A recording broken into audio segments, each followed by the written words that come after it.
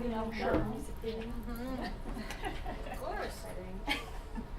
So, thank you guys. Thank you for coming, and I hope you're enjoying the pizza.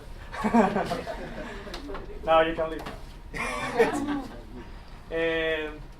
Yeah, this is the first meeting of the coalition, the Multicultural Artists Coalition, and I'm really happy to see you here and that you're interested on our planning. And basically, it's going to be our planning, like all the people that is here.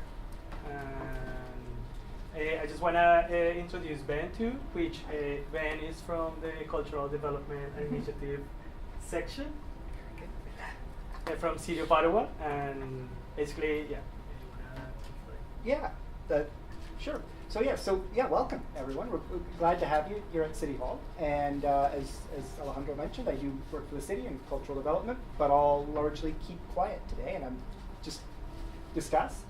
And I can, if there are any specific questions that anyone has at any point about how things work within the massive bureaucracy that is the City of Ottawa, I will do my best to answer.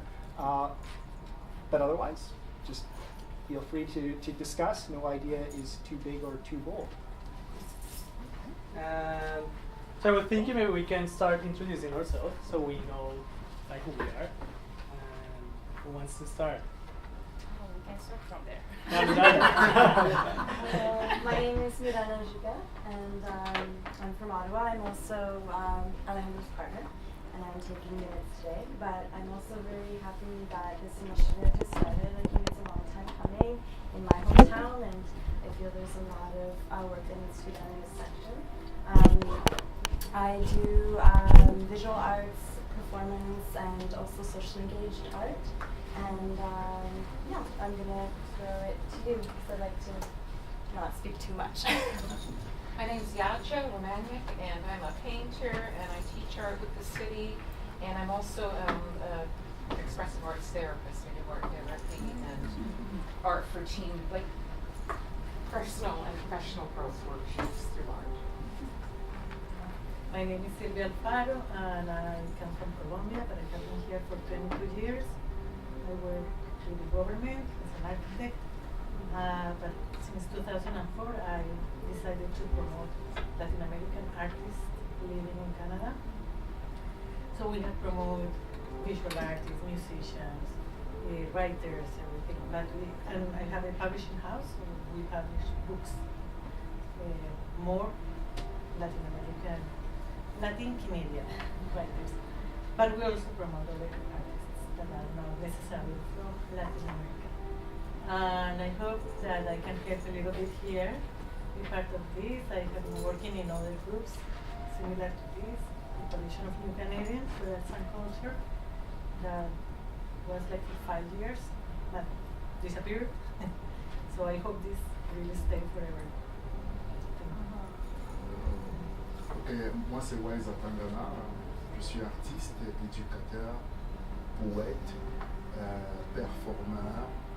Je fais de la musique dans les écoles, je joue dans les festivals, je joue partout. Et moi aussi je fais partie de cette coalition des artistes multiculturels. I'm very happy to see like we have our first meeting today and to see everybody here. I believe like if we need to change, if we need to empower our community like immigrant, new artists, we need to know what's happened. And je suis vraiment très ravi de voir tout le monde et de voir que nos 4 séances qu'on aura, qu'on puisse sortir d'ici avec un rapport qui reflète vraiment la voix des immigrants, des réfugiés. Donc, yeah. Thank you. You met me, I'm Ben. My name is Aymara. I am I don't know, different kinds of art. I do painting, music, performance, and I run an art center in Gatineau Hall with other friends. My goal is to get more into the community and help other artists too, and help me too with this project. I'm very interested in joining. My name is Fabiola. I am from Brazil. and I am a visual artist. It's more painting. My name is Ana Maria Cruz Valderrama, excuse me. I would say an amateur artist. I love visual arts, photography, painting, and acrylic. I also study creative art at Algonquin College, but because as a senior, I am very much interested and focus my studies on art as a therapy for seniors. And in fact, based on what I lived and I have studied and learned, I had the privilege to get a grant approved by the Ministry of Seniors Affairs of Ontario based on art therapy. And I see that there is opportunity for art at the senior residence, the seniors' home. Sometimes we think that the seniors cannot learn. That is a mistake approach. Seniors have a lot of potential. We can learn. Sometimes we're told we didn't have the ability, we didn't have the potential, we didn't have the talent. But there are two differences. There are those who have innate or talent by nature, they have it, but others, we try, we discover wonderful things. And I said that because I have done, I think I benefit also for classes, art classes at the senior center. And it's a senior who taught me.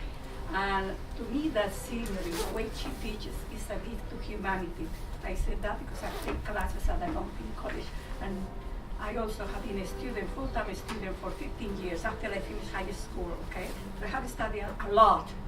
I can compare when an instructor is a good instructor and not all instructors are that good.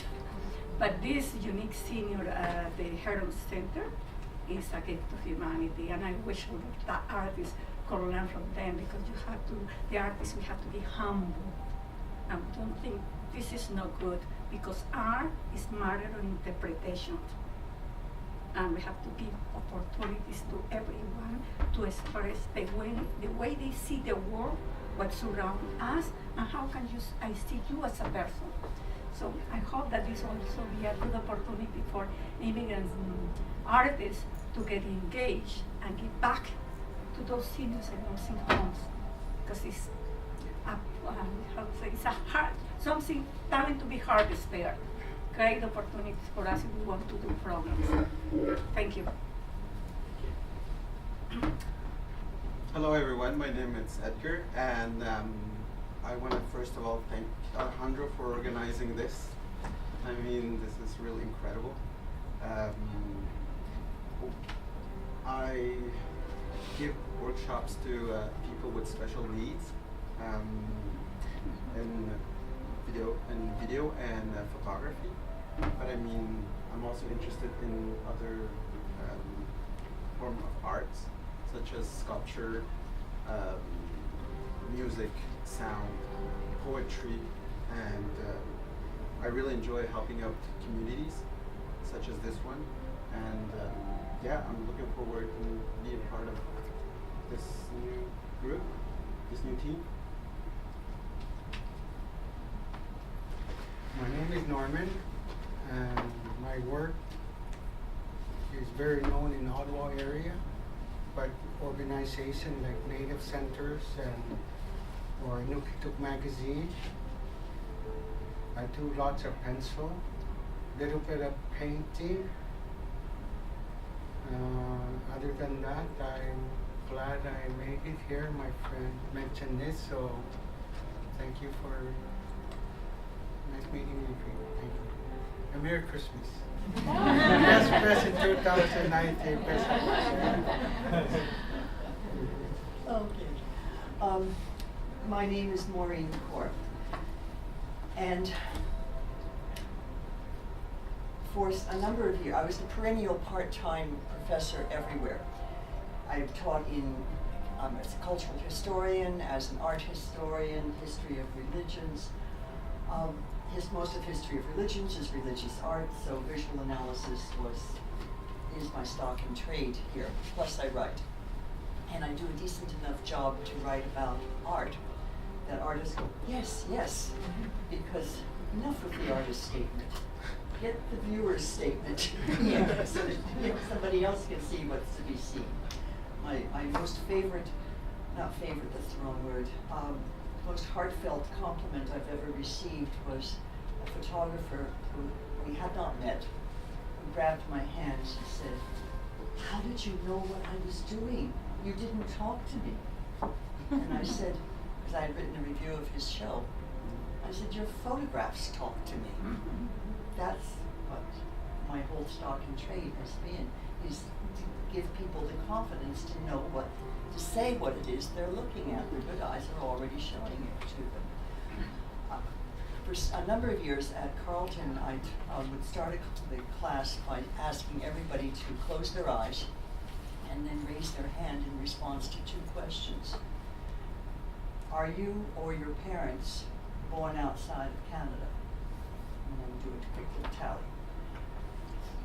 Do you or your is a language that you heard as a child in your home something other than French or English? Please raise your hand. And then I would have the class open up their eyes and I would give them the tally.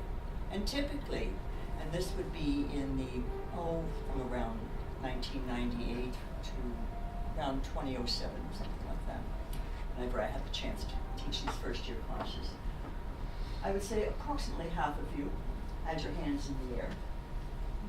And what you didn't see was that I had my hand in the air also. That's the strength of Ottawa, is that so many of us have complicated backgrounds and yet we're all sitting at the same table. And that's what needs to be further recognized in this town, and it isn't recognized enough. So that's been my drumbeat for a long time. So in short, I'm a writer, activist, somewhat, historian, independent curator. I've done all of that. And right now, if you pick up the current issue of Oscar newspaper, the Ottawa South paper, you'll see a review I wrote. And the brand new current issue of Image, you'll see two reviews that I've written. So I keep handing that stuff out whenever possible. Thank you. It's good to be here. Good to have you. My name is Lily. My name is Layla, but since I was a child, they called me Lily. So people think that I'm trying to westernize my name, but that's not true. I was Lily since I was born, for my parents, for my friends. So I keep Lily.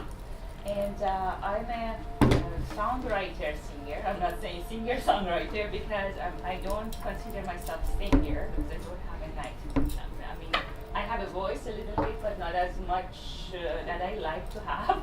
So I write songs, and since nobody sing my songs, I have to sing it myself. So that's why I become singer. And the reason I started writing songs was I was paralyzed for a year. I couldn't walk, I couldn't do anything. So something good came out of my misery, which was writing songs. And I started writing in French because French was my second language. Persian is my first language. I'm from Iran. And so I started writing in French. And when I wanted to promote my songs, so people preferred English. And they said, oh, can you write in English? I said, okay, I tried. My English is not good enough, or is not still. So, but I tried. I tried to write in English, and now I'm writing in Persian. So because people said, why don't you write in Persian? And whatever you do, people ask for something.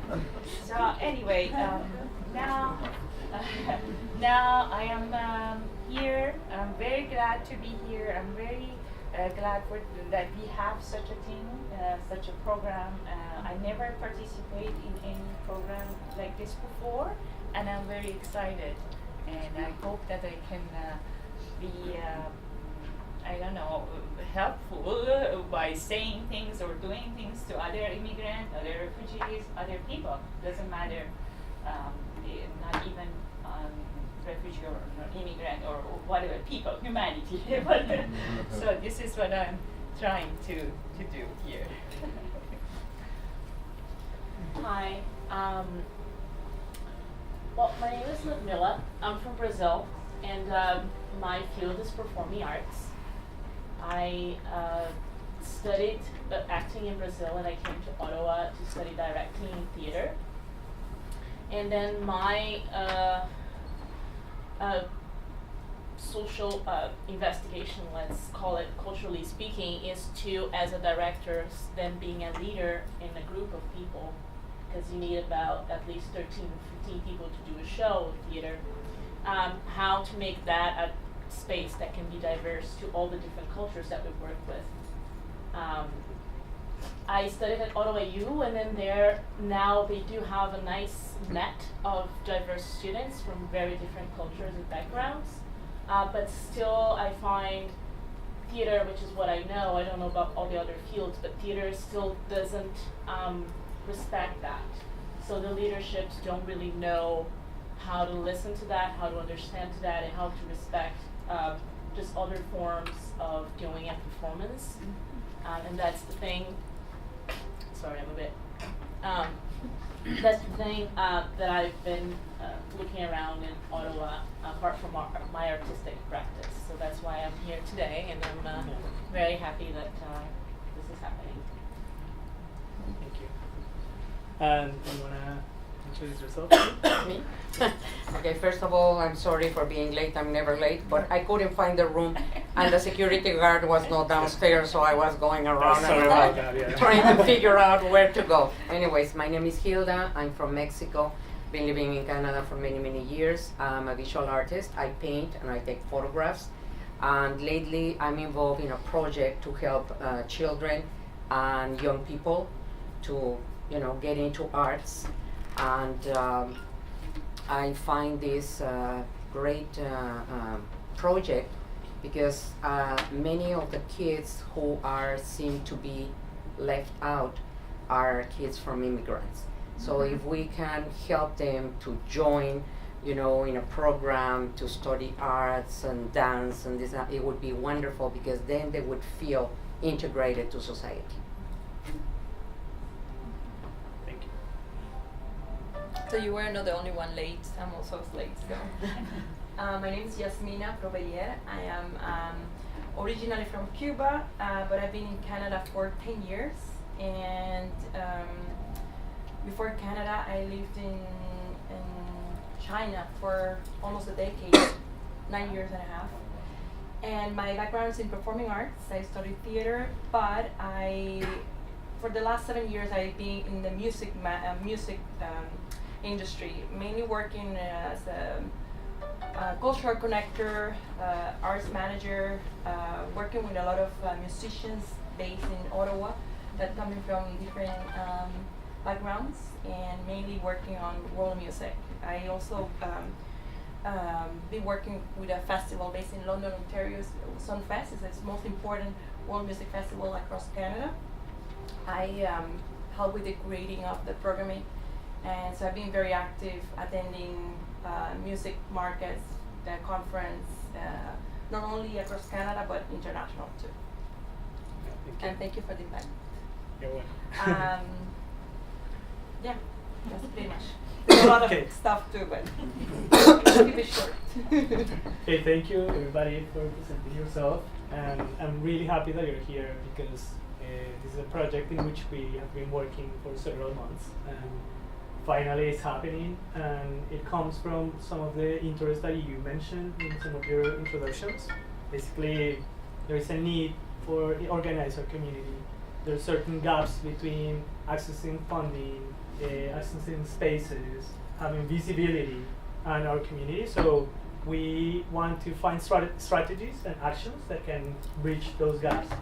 And I think the most important thing is that these actions should be coming from you, from the community, because sometimes certain organizations, they advocate for people, but then they don't give the power to people, so it becomes an advocacy that is like a frame of dependency, like development and dependency, and we need to empower and give skill for the community to be self-sufficient, self-managed, and basically also be self-sustainable, and that is only happening if we organize ourselves. So that's why we.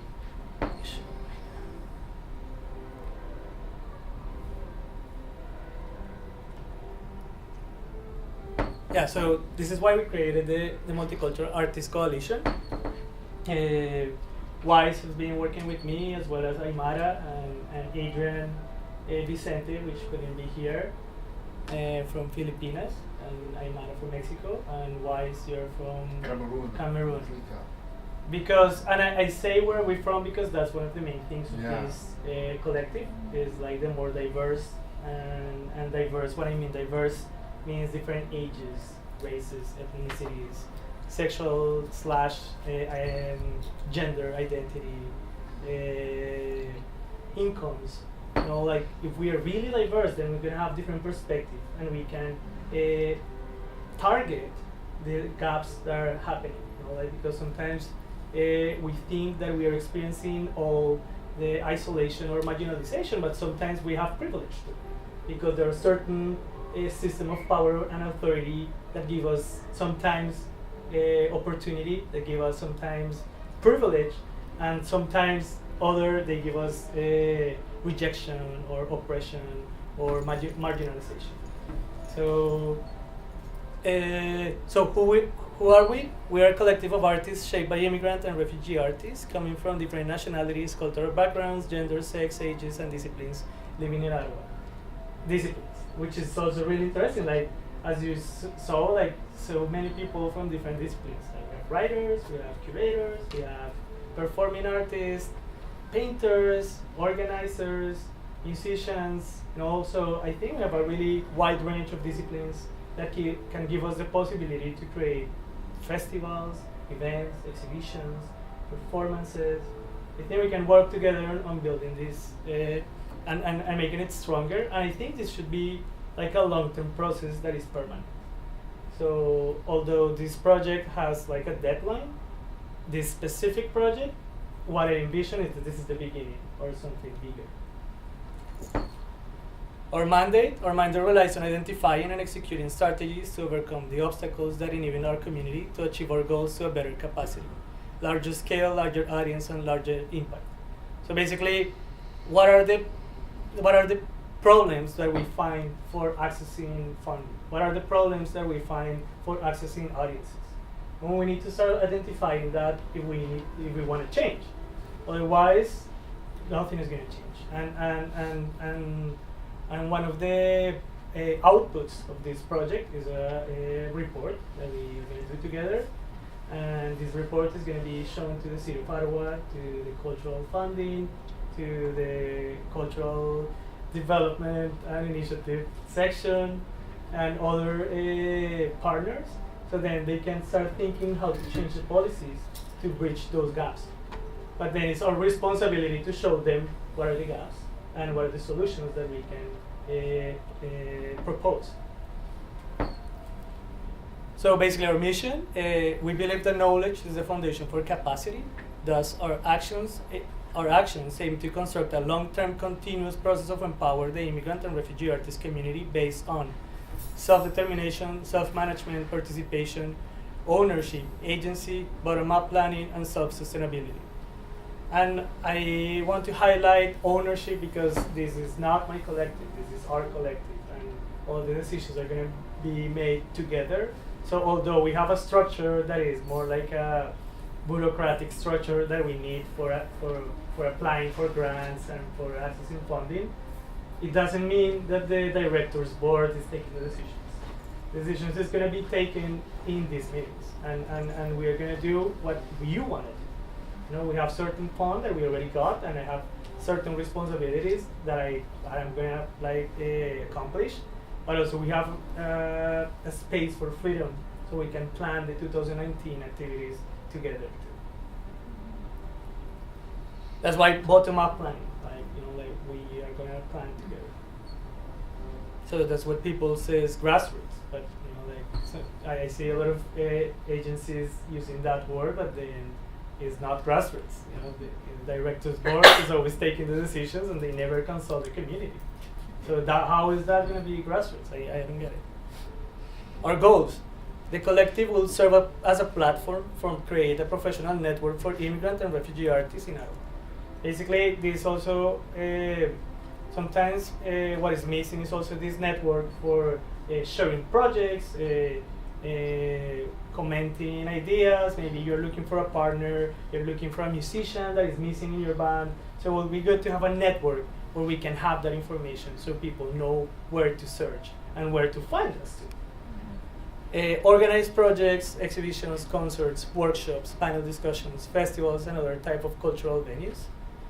Create access for funding, and build capacity for the members of our community. And that word we were discussing with Ben, like that is a term that they use for development, the build capacity, but it's kind of like we have the capacity. It's more like improving the capacity. Like we're not building from scratch. So it's kind of like we can share our skills so we together can achieve more. Like I know some of you know how to write a grant, and then maybe we can sit together and planning that. Some others, they know how to organize a concert. So yeah, let's sit together and do how we're gonna do that real. Some of the obstacles that we find and the systematic barriers are the lack of networking, lack of visibility, the language barriers, diverse art concepts, which are the cultural barriers. Like sometimes, like for some of us, the idea of art is different because we come from a different culture, and when we come to Western European countries, then we encounter that, like that we don't have a space to show because they don't consider our work art. So how can we expand the idea of art and make it accessible for like diverse ideas that are not just like the colonial Western idea of what is art? Patriarchy, like when I always have this discussion with Miranda because sometimes we need to teach classes of painting, and like all of them are male painters. So where are the women painters? And and it's the same for music. I studied a little bit of history of music, and all all of men. So it's like, how can we like start decolonizing that too and make it like a wider range for women and also for LGBTQ2S communities. The dependency on intermediaries, which is something that I see a lot, is like how there is these institutions that they advocate for us, but then we depend on them, and without them we can access funding. And I think we need to empower ourselves. We need to be able to access without any intermediary. So this will be an intermediary, but it's an intermediary that you control, which is different. Lack of understanding between artists, funders, and the artists. Like audience is looking for something, the funders are looking for something, and the artists are looking for something else. So how can we like start like creating dialogues between artists, funders, and the audience, so we have a better understanding of what we want, like how can we work together, and what are the possibilities to exhibit, to show, to print, press. The internal governance, which is like all collective. There's a board. Our board structure works on a volunteer basis. Like basically, people that's gonna be on the board is because they wanna do it. Like I'm not getting paid for doing this. We are gonna try to, of course, to do some payments. So, for example, Edgar is gonna help us with the logo. So with that specific, then we can pay Edgar and try to help the community in a monetary way too. Not just creating capacity, but then like working for free. Our decision-making process is entirely grassroots under the form of assemblies, which I call this an assembly. Like here, everybody can vote and have the word to speak. If there's something that you don't like, just raise your hand and say it. Like it's an open discussion. Every single member of the coalition has voice and vote, and there is no fee for being part of this. And this part, like the only requisite is to be an immigrant and refugee artist. This is something that I've been thinking that maybe it's a starting point, but also I there were so many people that they were interested that they didn't come because they felt that they were not immigrants enough, or so it's like, what is the line? What are we all of us immigrants, or like, and also because then we forget other communities like indigenous communities and First Nations. Could we work with them too? Could they be part of the community too? So I think those are questions that I have now. Right now this is the way we structure the coalition, but I think in the future maybe we could open the concept to be a real multicultural coalition. Like, I think definitely First Nations. yeah. Definitely, because it is a, yes. So I think Definitely, yeah, and it's, like, such a different experience, I think, for most people of First Nations background, that, Why you made the distinction between immigrant and refugee?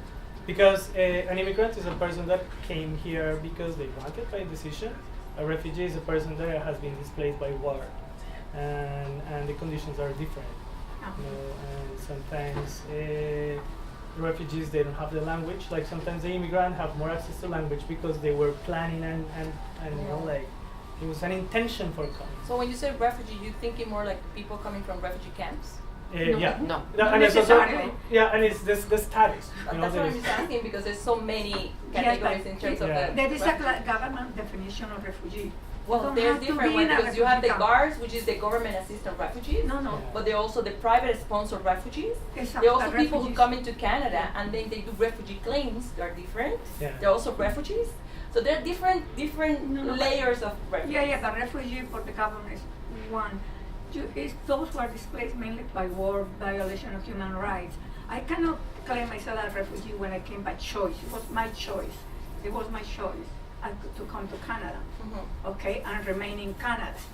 Refugee is this person who had been displaced not because of his or her will. Yes. There were external forces that pushed them to leave their countries. So it's completely different. I understand what you say, because there are Yes. some people who come here, And refugee after camps. that they declare they are refugees. Yeah. And they're refugees too.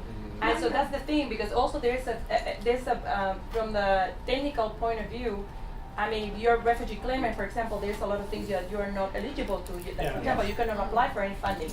But if you came as a refugee, but you became permanent resident, and then you become a citizen, then you have all the privilege of accessing all those things that a refugee claimant wouldn't have at all. Despite of if you came by choice or not, it's just like after that. I mean, we all, some people, even immigrants, they come and probably they were not their first choice of coming. But yeah, I think I don't have a solution at all. But another thing that I thought about is that there are a lot of second generation immigrants artists that I work with that they face a couple. Of course, they have privilege and a bunch of other things I don't. But they also face a bunch of cultural discrimination from their background. Exclusion. Yeah. I would say exclusion. Exclusion, yes, from their background. Which that was the question that popped into my head, is in, how about those? Because I have like 4 that I know that, they're Canadian born, they're Canadians, but they have either like a Persian background or an Indian background or something like that, that puts them in a little box as well. Typically in a stereotyped box. of some sort. Yeah, so that's one of the things that I was thinking, is like maybe we should open the concept more. Yeah. Because some people, they didn't come to I have a friend, he's Chinese Canadian. And he experienced almost the same barriers that we experienced, and he didn't come because he felt like, well, I'm not immigrant somehow, but then I was thinking, is the word that is creating like is it closing the door. So I think something that we should start thinking, like maybe we need to change that. Like I mean, like this project already has that word, but also it's something that we could write in the report. Yeah. If the word is something that shouldn't be used, maybe because there are other categories, like I don't know, like they use racialized people, people of color, and then then we start creating a lot of intersections in identity. Yeah. Because Yeah. mostly all of us here sitting, we could be racialized people. Yeah. Oh, yes. You know, but not all. So you know, not all immigrants are racialized. So it was like, Yeah. oh, I don't know how to do this. Yeah, and that's one of the big barriers because when you go to apply for grants, it's one thing. Yeah. It's just one thing. Yeah, they want you to define what is your group. So Mhm. sometimes that's a problem, you know. And then one of the goals is to write the report. So maybe that's one of the problems. Like if they are asking to define just one group, then maybe it should be more open to, you know, like we could represent more groups. Yeah. Can maybe we can take out the only and say the requisite One is of to the- be immigrant, refugee artists, or anybody that feel that is going to Or benefit. identifies. No, that can benefit from this. Okay. So it's open to everybody, Yeah. and probably the people that is going to come is the one that we're talking about, that second generation that feel that still is not. But aren't everybody immigrant in Canada? Yeah, they were thinking that. Yes. Everybody. Yeah. It is. Except them. Except them, they are not immigrants. Yeah, You are yeah. not an immigrant. Yeah. Yes, yeah, I know. That one say the First Nation or First Nation. Yeah, so the First Nation should be First Nation. First Nation, it doesn't make sense. Just in my opinion, would it be better just to start Yes, I like know. Sorry. what we are now, and then in the future start expanding? Because otherwise, if we go Too like this, broad. Yeah. it's gonna be lost, Yeah. you know, for so many people, everybody Yes. here. But if Yeah. we start what you wanted to start now, then we settle the group, you know, Mhm. we start making projects, and then we can And we start see, expanding yeah. towards, you know, more Yeah. like second generation or First. whatever. Yeah. Yeah, I But for think now, it's- let's keep yeah. it simple. Yeah. No, let's keep it. I agree.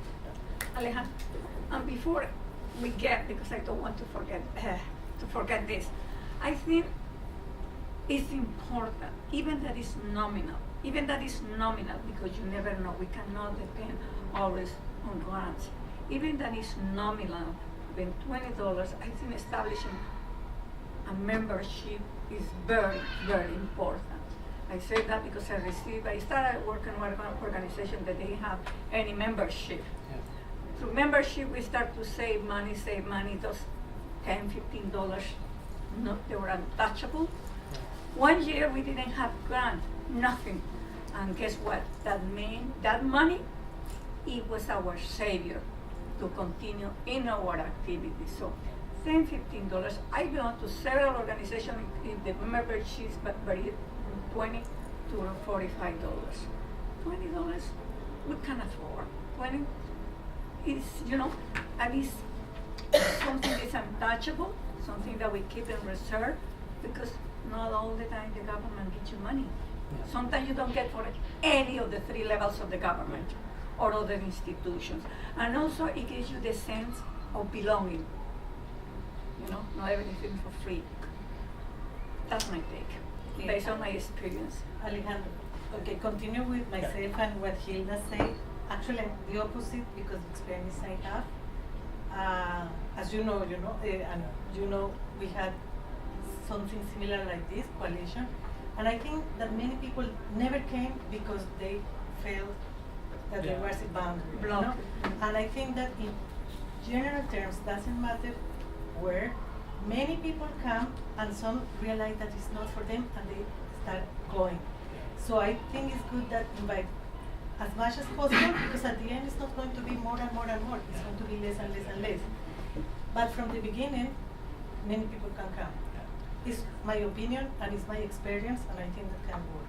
Well, I'm gonna move forward a little bit, but I'm gonna come back to this because I have some proposals too of how to get self-sustainable too, and I'm gonna talk about that. So, but definitely that's something I need to talk about. So then this specific project where we got the funding for this project, the purpose of the workshop is to obtain, improve and retain skills, knowledge, tools, equipment and other resources so all the stakeholders, which are artists, City of Ottawa staff and their partners, can realize their development goals and enhance their abilities to achieve measurable and sustainable goals. So basically, it's like we are going to try to improve and develop the condition of working for artists and also for the institutions that work with us. That's our goal.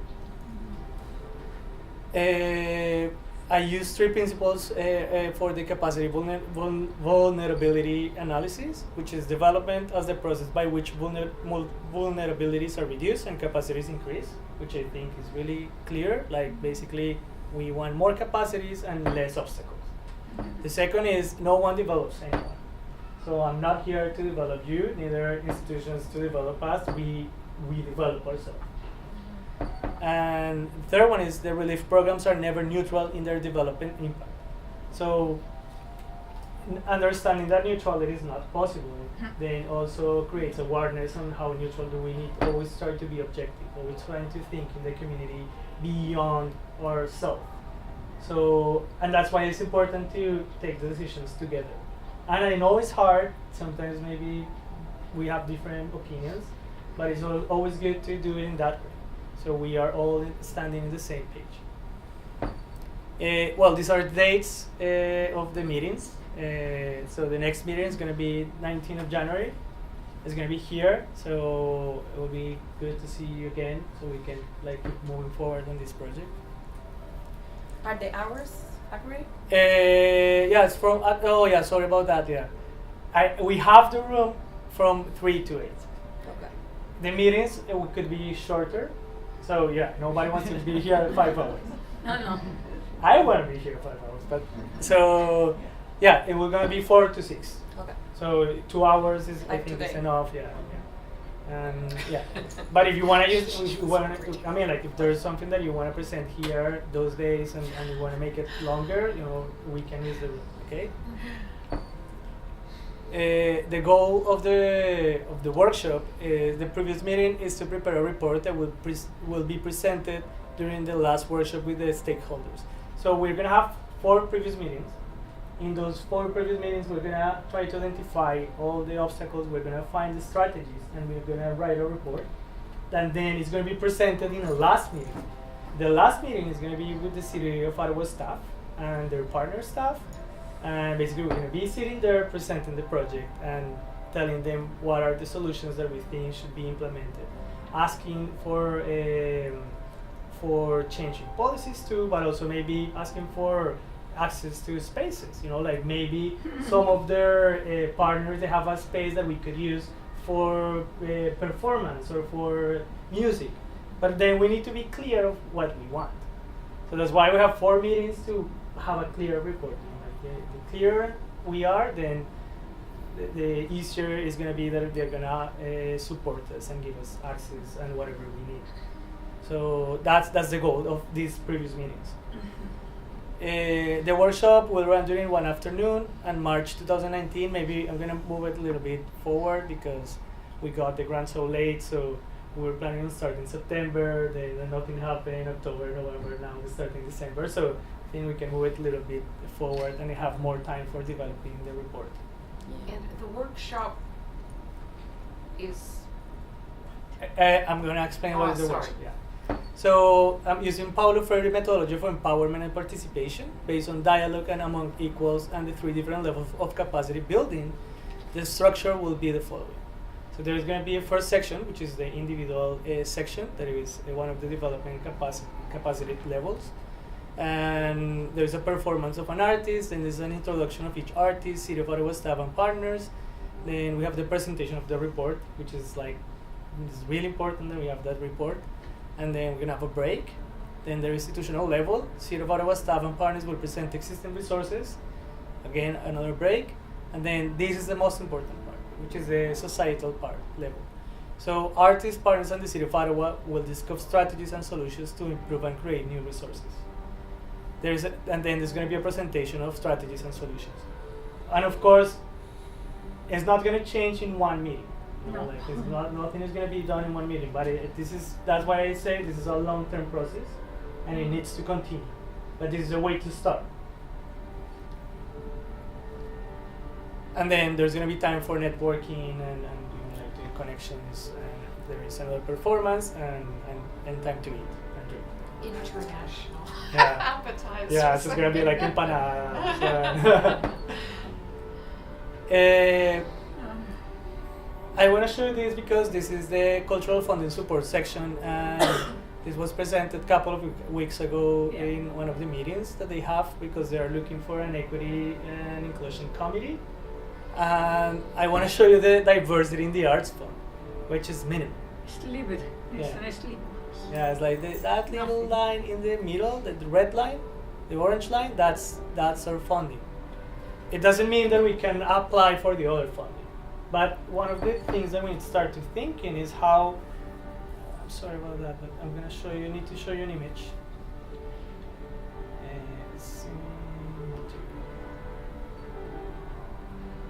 This is, they are using this, the equity and inclusion lens. This is, the City of Ottawa is using these lenses for their inclusion policies. And I think this image is really important because this is the difference between equality and equity. So equality is when the first image, when everything is the same for everybody. But then they are not acknowledging systematic barriers that people experience.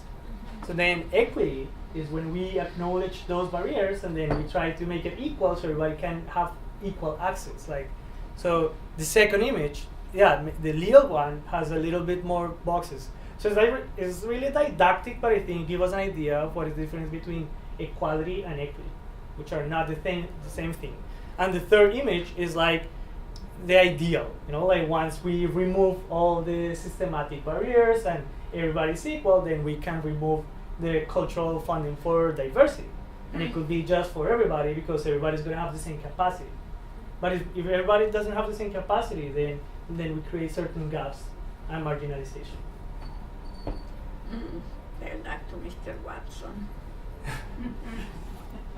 Yeah, so this is experience dealing with him, so I would say nice to hear. And this is, I know it's really didactic, but it gives the idea. It's like go and reach, like the apple. But then people, they have different skills.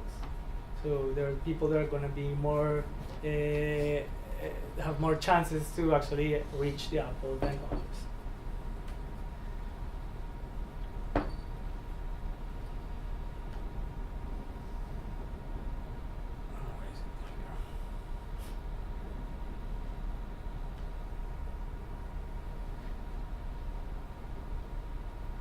So every year there are 12,000 new immigrants arriving to the city, and I want to just show you really fast some statistics. I'm not a statistic freak, but I think it gives us let's say this, it gives us a little bit of when we are proposing a change in policies. If you use statistics, then it's not just your opinion or you're showing facts in Western scientific knowledge. I don't know if that's a fact. So.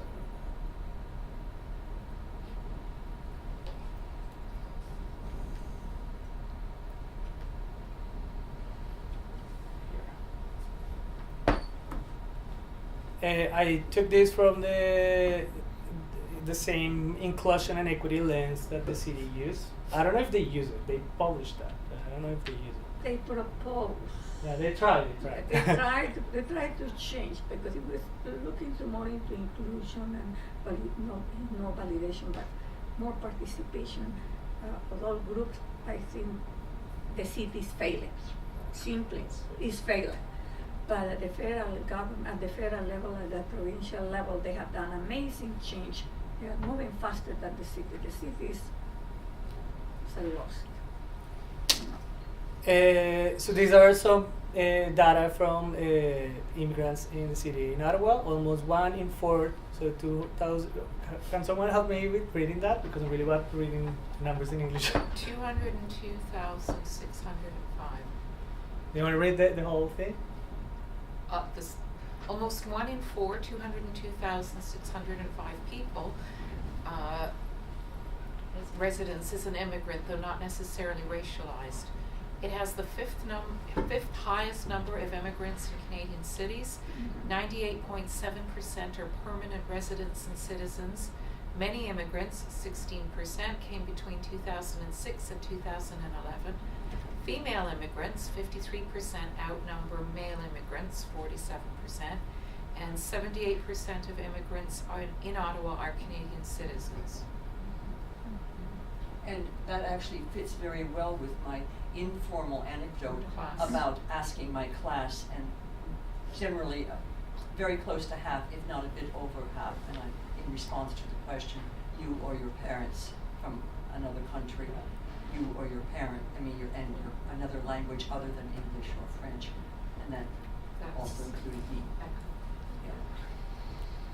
Yeah, and if you look into this number and then analyze the graphics on the funding, you'll see what I'm talking about. Yeah, and that's one of the points that I want to come. Like, there is a report on there's an equity and inclusion report in the arts sector of Calgary. So it's not from Ontario. No. And I want to show you the report because visually you can see the gaps. Yeah. And I think we need to start working towards creating a report like that. And I think if we start with a little report presented in 4 months, then we can apply for actually doing something bigger and making it like more scientific or whatever they use, neutral. But I think it's important to have some backup when we to give some weight to our proposals. And sometimes everything is with statistics. I'm not a fan, but they are useful. Yeah, good. Milana, do you want to read that? Sure. The immigrant population in Ottawa is growing twice as fast as the city's general population, 14.1% versus 7.1%. 8,945 Francophone immigrants arrived between 2006 and 2011. 2013. Fewer immigrants have listed the city as their intended destination today, 2.4%, than in 2000, 3.5%. Statistics Canada.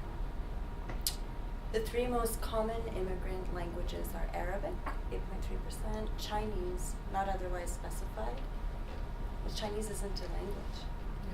Yeah, maybe the Mandarin and Cantonese. Yeah. 3.9%, and Spanish, 2.7%. Continue. Sure. Source of immigrants to Ottawa by region, 2011. Asia and Middle East, 43%. Europe, 28%. Americas, 15.7%. Africa, 12.7%. And top countries of origin for recent immigrants include the Philippines, China, Haiti, USA, India, Iraq, Iran, the UK, Egypt, Congo, and Somalia. In Canada, there are 6,700,075,800. I don't even know how to say that. And I'm from here. Close to 7 million. So close to 7 million immigrants. And this is from 2016. Mm-hmm. So and we were talking with Ben how Syrian refugees came last year. Yeah. So then 2 years. So maybe in 2 years it changed a lot. Maybe the numbers are bigger. Also remember that the census of 2016 was not everyone. It was a certain number of households. Remember, it was a sample.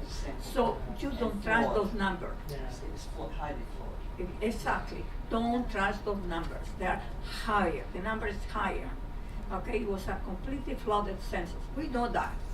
So that's why the director of the census resigned. Exactly. It was 1 of 5 homes. Excuse me, how you can... Exactly. That's just inaccurate. Exactly. The foreign-born population, 20.6%, is the highest among G8 countries. The majority of immigrants live in Ontario, 53.3%, British Columbia, 17.6%, Quebec at 14.4%, and Alberta at 9.5%. Almost all, 91% of Canada's immigrants, 6.8 million, live in a census metropolitan area, and almost 60% of recent immigrants are between the ages of 25 and 59. More than 200 ethnic origins were reported, and 13 of those had populations of more than 1 million people. Over half of recent immigrants come from Asia, including the Middle East, and 2/3 of Canada's rationalized population is immigrant. 3/4 of the immigrant population can conduct a conversation in more than one language. Most know English or French and another non-official language. Yeah, and I'm gonna leave it here, but I can send you this later so you can read more because it's really interesting to read all the statistics.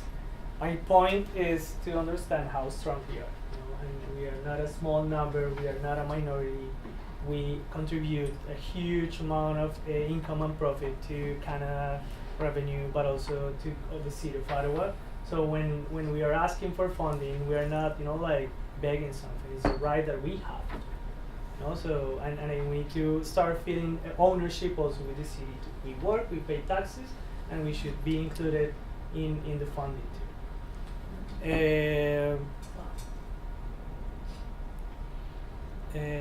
I'm gonna show you the report of Calgary, which is like it's my dream to have a report like that here in Ontario or Ottawa.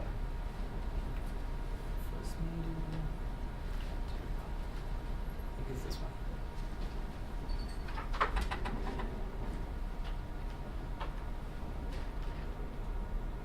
I've just remembered something that I can toss out. Just when Ahmad Youssef and Santhi Srinivasan, when I was in graduate school, the two of them were defending their doctoral dissertations.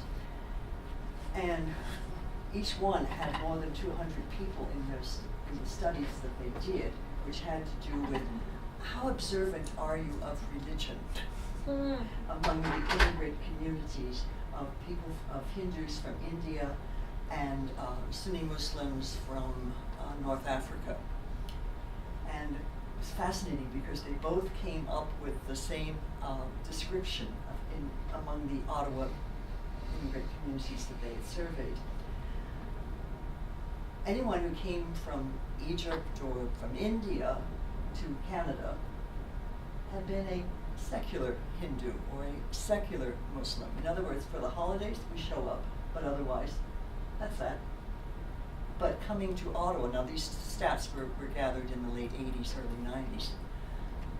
Oh, good heavens, you had to fit a certain stereotype, you had to fit into a box, and lo and behold, they start becoming rather religious, because that's what the neighbors expected them to be. And the multicultural festivals were kind of underwriting it too. This came up in both of those studies. So those reports, those stats are in the University of Ottawa Library. They can still be found. And that would be 30 years ago. Oh, definitely I'm going to search for them. I spend a lot of time in the library and archives. I'm a freak of archives. Yeah, there's definitely library archives too. So we'll go there. Yeah, no. Oh, what is happening here? North Africa and South Asia.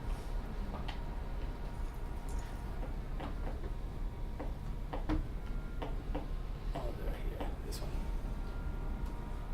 Yeah, so it's not a Ontario report, but I think these gaps are like equal here in Ontario, in Canada, United States, and Western countries where there is immigration from other ethnicities and continents. I think Ottawa is slightly worse though, because I only know about theater, but I've been to the British Columbia, Vancouver area theatrical community, and they are like 5 times more diverse than the Ottawa theatrical community. And then if you go to Toronto, probably. If you go to Montreal, probably. Yeah. So Ottawa, I think, is also a bit like quite behind on that. That's why we're doing this. we are left behind. Well, they have age distribution, and you see how there is a majority of people employed, 25 to 34. Language spoken, mostly English. Gender distribution. This is First Nations and Métis, Inuit, and NA, like it doesn't apply. Ethnicity. That's Calgary. Yeah, this is Calgary. Ethnicity. So not a person of color, so a white person. visible minority, mixed race, other ancestry. I choose not to disclose. But then the profile becomes really interesting because they start asking people their income, their annual gross income, and then they start matching annual gross income with sex and gender, with race, and then you see the gaps. There are big gaps there, and don't forget that we're artists, but this is our job, and we need to get some profit from this. Otherwise, we pay rent, So sometimes we become too romantic of the idea, I'm an artist and I paint, but also this is a profession that should be paid, because the cultural field gets also a lot of profit that it goes to the government, to the national economy. So we can continue working for free. And this persons with impairments, which was really interesting because usually, I never think in the mental illness one, like person with mental illness. And then I'm gonna go forward because I want to show you the ones with income.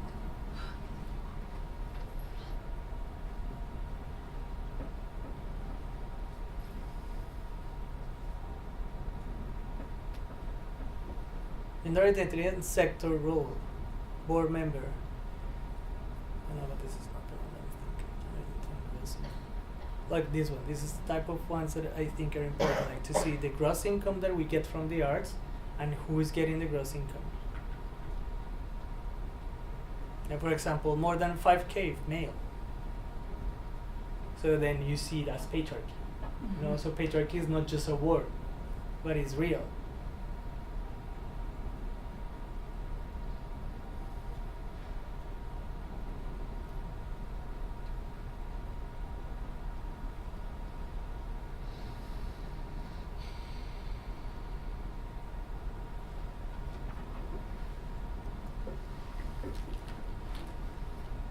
So full-time employee, nobody's full-time employee in the sector. Part-time, nobody. Part-time volunteers, so all of us we are volunteers, Yeah.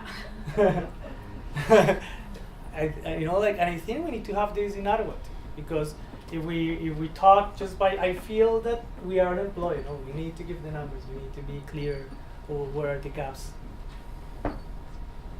Racial identity and arts earning. So as you see. You see the gap, like a visible minority has a lower percentage of earnings. Mixed race, and mixed race, sometimes I feel mixed race are second generation. So then, maybe I could maybe be mixed race, but I would feel more my son is of mixed race. And not a person of color, more than 50%. Racial identity and arts earning from Calgary. Less than 50% visible minority is the majority. So just gonna stop here. I can send you all of this. I just have fun checking all this data and statistics. But then I was showing you this because I was thinking on maybe do a survey and start to distributing the survey within our community, but also with everybody. So I would like you to read the survey. And maybe if you want to give me some feedback, words that shouldn't be there, questions there, like in the face, maybe the word is not the right word. And then after that, then we're gonna talk about doing exhibitions and festivals. We got spaces offered to us for free. So the city? Yeah, no, Fringe Festival offered us a space in the art store. And they said we can use it anytime. I'm gonna have a meeting next week with them. They're gonna show me the spaces and they're gonna show me free dates that we can access the space. And also we have Shanghai restaurant from Chinatown with Don Juan. He said, man, whatever you want. Concerts, art exhibitions, performance, and no charge. And thinking on the how we're gonna sustain, maybe we can get some tickets, from there, we can do events and maybe try to do voluntary donation, pay what you can. Pay what you can. Yeah. But also, if this private sector, like the restaurants and so on, be free space, it's a way to leverage the city and say, look, the community is giving us to the city. Sorry, but I have time dealing with the city. This is the community is contributing with this. The city must contribute. I mean, if the community is contributing, the city must consider also giving something. Yeah, and I think it's more like if we start also promoting our festivals, getting some visibility and accessing more spaces, then also when we apply, because sometimes I do a lot of applications in one day, and they always want to see what we have done in the past, and then we haven't done it. So having these little events give us more chance for accessing for more funding. Yeah. So I think it's something that we need to start doing, and also because it's fun to show our art. You know, like if you're a musician, why not to play? You know, like, and if you're a performing artist, why not to do something? You know, like we can do exhibitions, art exhibitions. There's so many visual artists too here. So I think we can just like do it. You know, like why not? Why to wait for someone else to do it for us? That's the key. That's why we are here. Exactly, because usually the city, they have already in their mind, and there's certain, I call those main street organization, and they feed and continue feeding them and incrementing the financial support every year. They have line eye to the rest. But, Because they apologize Alejandro. because I don't have to apologize. I talked about seniors and I tell you how much receive what, and ask. So, we're going to fill this out now? I'm sorry? We're going to fill it out? Yeah, if you want, and also if there's some questions that really like you feel that there is the wrong question, or maybe the word is not the right category, you can write a note there too. Alejandro? Yeah? Is it, just about this, if you're a person that works or volunteers, I think maybe participates would be a better word. Okay. Right? Because works. And can you write it there for me? Thank you. Because I'm gonna. Because I was planning you just to fill it today, but then Ben he suggested that it's better to get some feedback first, because then you need to change again. You know, like the survey and then the information is not accurate. And also, like for my idea, I was saying, like when you were speaking about who will be included, I think we have the key word.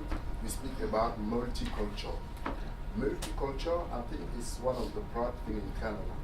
When we say multicultural, that means, like multicultural, that means like you come from somewhere, like because it's artists, a coalition of multicultural artists.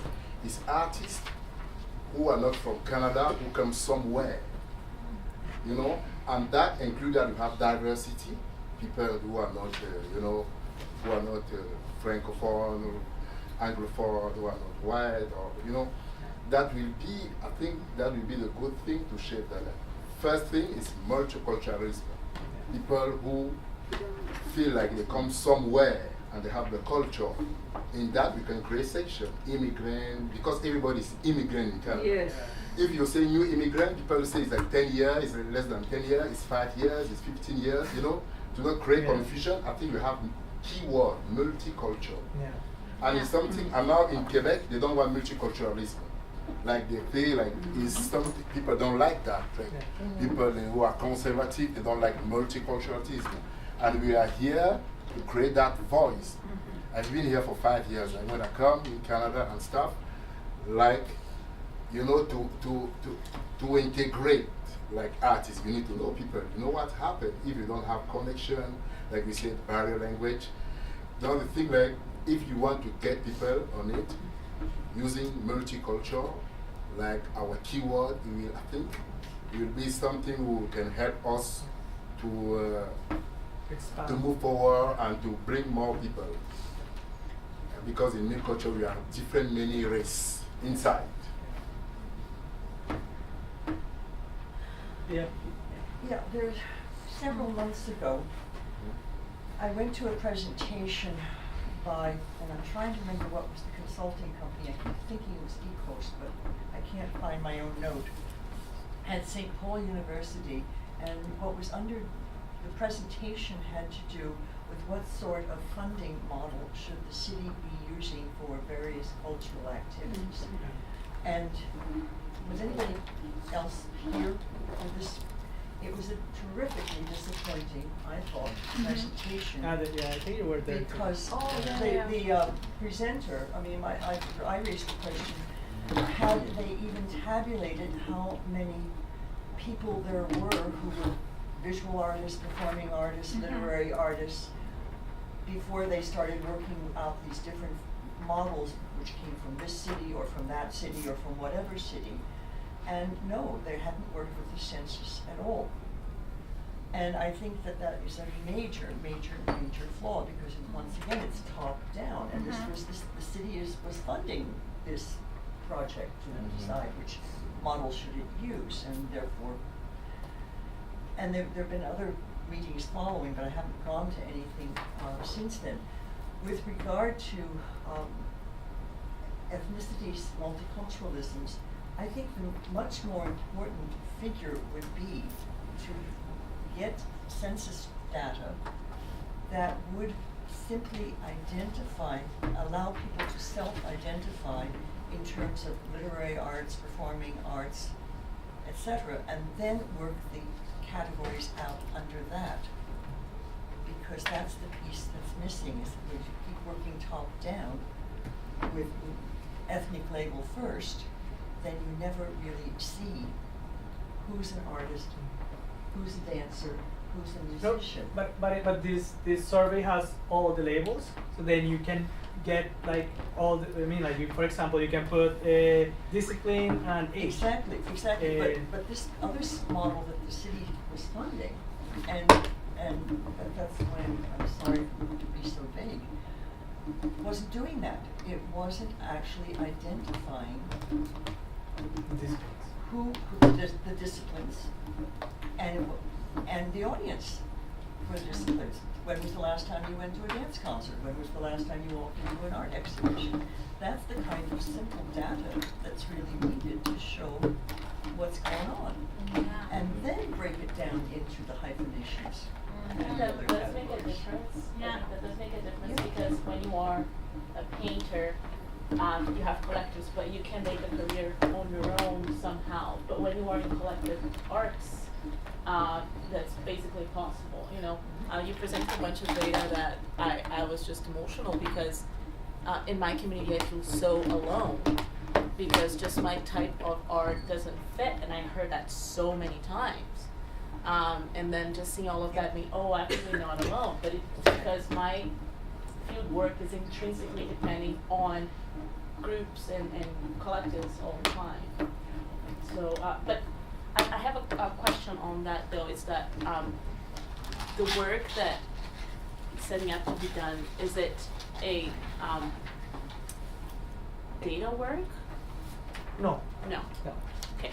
No, I cannot really help with that. it's more a report of what are the problems that this community finds and what are the solutions that we propose as a community. But then I think sometimes having a little bit of data could help us to have a stronger proposal. But it was not requested. It was more like my initiative.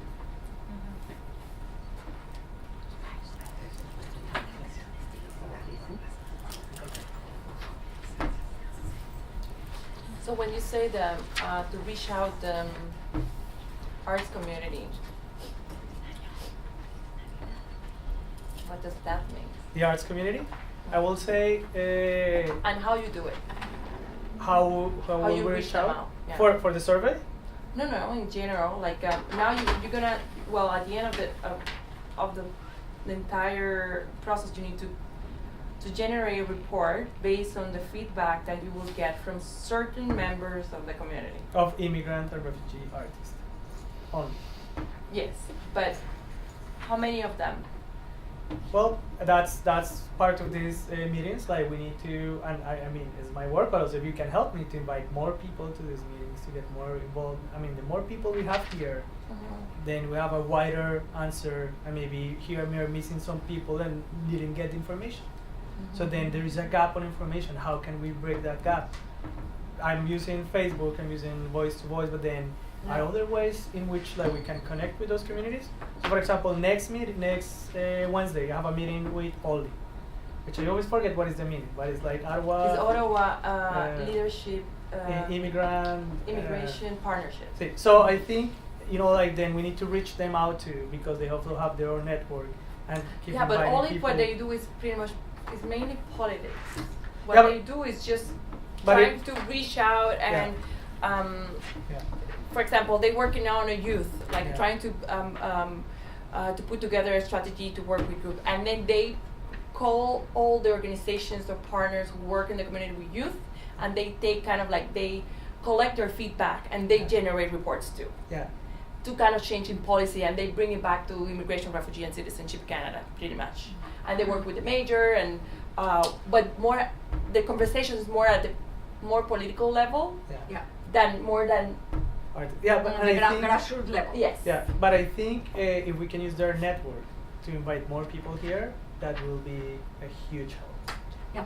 Because they have a huge network and they. But have you know what I mean? Their network is not necessarily like with. I mean, I'm just thinking, and I don't know. I want to hear from other people because I only been in Ottawa for 10 years, and I know there's a precedent with the Coalition of New Canadians in Arts and Culture, where it was in some way the community was in some way organized as a network with all disciplines, and then was a rupture after that, and pretty much there's not a network. There's people are pretty much on their own working. So how you reach them out? That was my question. I mean, trying to put myself in your shoes and try to see how you're able to reach out and collect the feedback from. And again, I'm thinking like the gaps and needs are always differ a lot by discipline, because what she feels in theater is probably different from a visual art artist, and what I feel from a music administrator perspective, totally different. And what she might feel maybe with the city, I've been really lucky with the city and getting funding for 5 years. So pretty much my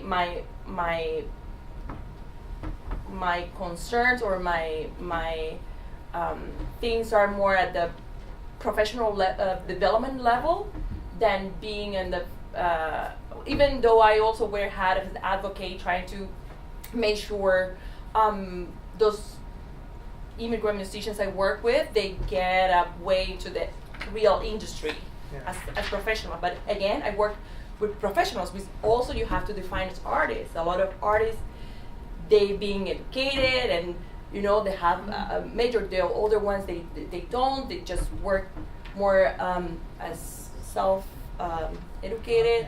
So there's a lot of because again, arts education here is totally different from our backgrounds. Like when if you come from a place like I was born, you have to. If you're gonna do arts, you have to do it since you're like an athlete, since you are 5, 6, 7 years old. A lot of people here, when they came 10 years ago and they just decided to become an artist, they just go to Calgary University, branch out, and get OSAP loan, and they start when they're 17. So there's a lot of so it's very hard, and there's a lot of things like need to be defined before because it's very hard to be generic, and I don't know, it's very. That's why I think this survey is important, because I think we need to identify not only the disciplines, but also, for example, is there some discrimination from gender, coming from gender or income, or like specific geographic zone where you are from. Could it be possible that Muslim people have higher access than other people? So we need to identify those gaps so we can propose like a target solution.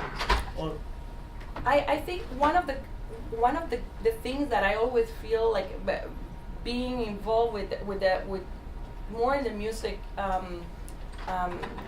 Ottawa music scene, what I find from an immigrant perspective, there's a lack of that bridging step, to go. Like most of the musicians, they just stay in the local event here in a little restaurant. Like it's very hard to get Next level. next level, like be part of a mainstream programming of a theater, for example. Very, very hard. Now there's a big advocacy to have it included as a world music. That's how they is identified in Canada when you do music that is out of the regular traditions, world music. So there's more intention of including and to have a little bit more diverse programming in the mainstream. They're talking about NAC and the two main theaters from the city, which is Center Point and Sheckman Art Center. So there's a big intention, but even how to do it, they are not really familiar with that, you know. So it's very hard. So I think this would be a good initiative to create. I always say mentorships are very important. Like the artists can find someone in the industry already established, already successful. That's a good strategy, yeah. That's really very. It's always like I can tell that because of my own experience. Like I've been able to go that far because I found people who became my champions, and say, okay, take this shortcut, or just open a little bit the door for me, and I do the rest. Of course, I have to do the work, but at least to find those people who are willing to just lend you a hand and say, come this way, or no, don't go that way. It's not worthy. Take the right. Don't waste your here. time. Yeah. So, I think that's what Ottawa is missing, because even when you go to Toronto, there's more happening and things more. Even the cultural and the arts scene is so vibrant, so diverse, and but it's also very hard to make it there. Very, very hard. It's hard to be an artist. It's hard to get anywhere. Doesn't matter what city you are, and most of the artists, they could do their art, but they will still have a survival job. But how to get rid of that survival job and just that's another question and another. Yes, I think what you say is interesting. Like mentorships, it's very good. Like try to know how to go to the next step. But also, I think an artist, to be an artist, is like you are a CEO. It's like a business, like a company. You need to have a team. And the first thing, like, that's why Canadian artists don't succeed internationally. Like for me, I'm doing festival like everywhere, Toronto, Calgary, and stuff. Like I'm trying to go like performing, and I realized like here in Canada, a lot of artists try to do everything by themselves. Self-managed. And you can't do that. You know, you need to create, you need to do stuff. After that, try to do business. But how this coalition also, like if we are here, like most of them, we are artists. How we can bring people who have different skills, like administration, communication, public relation, media, and stuff, and like how, when you are artists, you have the project, like say, hey, I want to produce, I want to do exhibition, I want to produce my album, I want to do that, and now you have a community of volunteers who have that very background skill of management and communication. They came, they studio a project, and so they give you the step. I think that everybody think like if you are an artist, I will have a song or music you post on Facebook and your friend like and you become, no, it's like big company to produce. The 2 weeks, 1 month ago, 2 months ago, I was in conference with Warner Music. Warner Music here in Ottawa. There's 3 big companies of music in the world, like 3 companies who have all the money of music in the world. Sony, like, Warner? Yes, Sony, Warner, and Universal Music Group. And all of them, there are 3 people, like they have like all the money of music go to them, their pocket. And that people, and I asked Warner Music, they said for them, for 1 year, like every year, they hire like one or two artists, like three in the world, and they hire one or two artists, like a million artists who produce album every day and stuff. And to hire you, they go on your social media, how many, you have 10,000 people, and that means you need to do more work before they hire you. Like, it's a big potential. That's what I say, when the big gap with the lack of artists, like team, you can't be an artist if you don't have 4 people who work for you. You have meeting for them every time. And say, if you don't do that, you can't do that. That's the dream. You will say dream, you know, for you, and you can do other work. That's the thing I learned in the music and art industry. You can make it by yourself. Everybody who have success is I have a charisma to make people behind him to help him go forward with your project. But I think that you're misunderstanding something, and this is not for self-promoting anybody. No, it's not self-promoting. I think if we are here, we're going to create a report, like we create the voice of the community, the immigrant. Like I know it's a little bit. Because this nobody's project is a gonna little work bit here different. for you. That's not gonna happen. You see? Nobody is gonna work here for you. Like we're gonna work all together for a communal goal. Communal goal, like we are here to support everybody because we are different. We are individual, but we are coming together because we need support. That means if you know you want to publish a book, we are 20 people. I say I have published book next week. We can come here. We can help you. I have like 200 people on my social media. I can help you. You know, try to take. We are individual, but we are came here to help everybody. You know, we don't forget that. I think that will be the key. If we don't want to be group organization and we forget individuality, that's why sometimes it's complicated. Yeah. I'm surprised that you say that. You say what you say, that I'm not going to help you. I think we are here to help each other. Everybody. So yes, it's a networking space where everybody can, you know, benefit from other people. So I'm here because I want to help, but I want to help.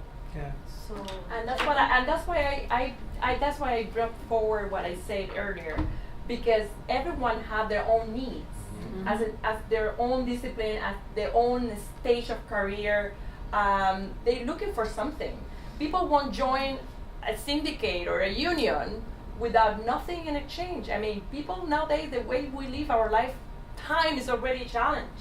Time is more in Canada. So if you won't go out of your house unless you get something out of it.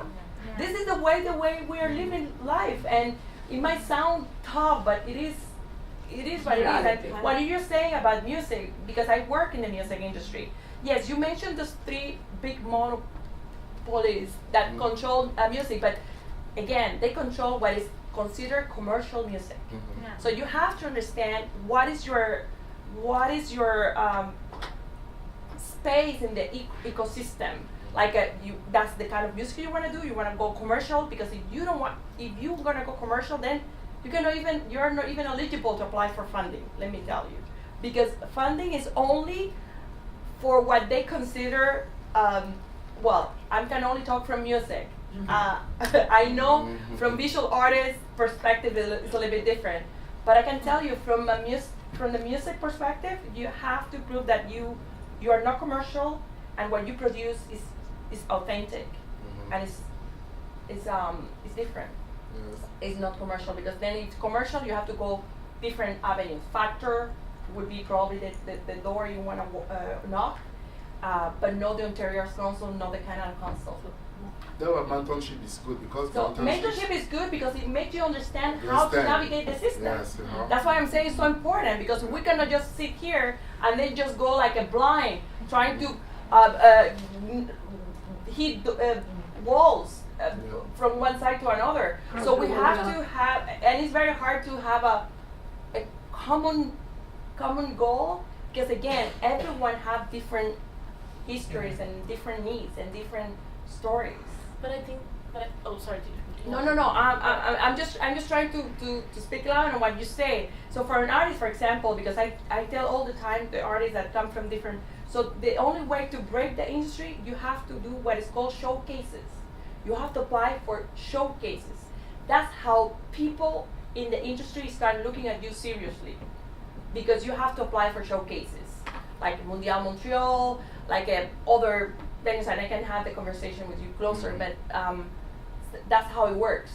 And then later on, find someone, or you can hire as a manager or booking agents. That's how it works here. You have booking agencies that they are the one who control the artists, and they find all the gigs for you. You're gonna use, yeah. But I think it's two things though. I think what you mentioned before is that it's the biggest mistakes of all of those researches that people usually do concerning arts is that they talk about arts and they forget the fields and how different they are in themselves. So I think that's something that really needs to be established. Like, even if we have just one person from each field here, you can already have a basic report of something of what they're struggling with. But I also think that we can forget that this coalition is like about multicultural artists, so we certainly connect on all the hardships of being a multicultural person. Like, we can find this common, I think we can find this common ground where, you know, all of the fields have specific struggles because they are, you know, new immigrants, or second, all the things that we discussed as well. So I think it kind of should be a bit of a balance of, like, we have to recognize the difference in fields, but also we need to focus on those issues. And then on my mind, as a new immigrant here, because I'm in Canada for 3 years now only. Sorry for my voice today. I struggled a lot with concepts mainly, like emerging, established, or diversity, or, you know, even immigrant and refugee. I think those are gaps that the arts management fields really mess up. I've seen festival in Ottawa promoting diversity being not diverse at all. Yeah, agree. So I think this for me is definitely a gap that probably we all share. And the audience, identifying the audiences. I mean, how many people go to a movie? How many people go to a dance concert? I think, well, I don't know, but I don't think we can actually do that though. I think with the... No, we should, because that's part of the argument for spending public money.